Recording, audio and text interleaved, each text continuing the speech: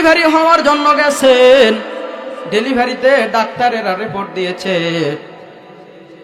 ও তুমি কি তোমার স্ত্রীর স্বামী? স্বামী বলতেছে হ্যাঁ হ্যাঁ আমি তো ওই স্ত্রী, ওইটাই আমার স্ত্রী। বলেন আপনি কি সন্তান নেবেন না স্ত্রীকে বাঁচায় নেবেন?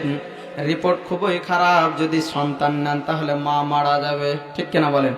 আর যদি মাকে চান তাহলে সন্তান মারা যাবে। এইবার স্বামী বলতেছে এই ডিসিশন তো আমি নিতে পারবো না, তার কারণ সন্তানও আমার কাছে অনেক মূল্যবান। একজন বাবাই জানে একটা সন্তানের বাবা ডাক শোনার জন্য কত কষ্ট করা লাগে, রাতকে রাত জেগে, ঠিক কিনা বলেন? একজন মা জানে মা ডাক শোনার জন্য কত কষ্ট করা লাগে। এখন বাবা বলতেছে সন্তানও আমার কাছে দামি, আমার স্ত্রীও আমার কাছে দামি।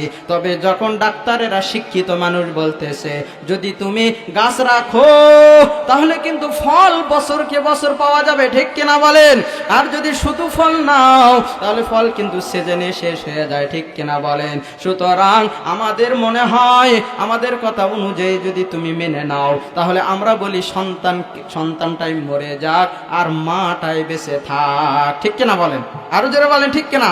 তার কারণ মা তো হলো ফ্যাক্টরি, মা থাকলে সন্তান আরো আসবে কিনা? জোরে বলেন আসবে কিনা?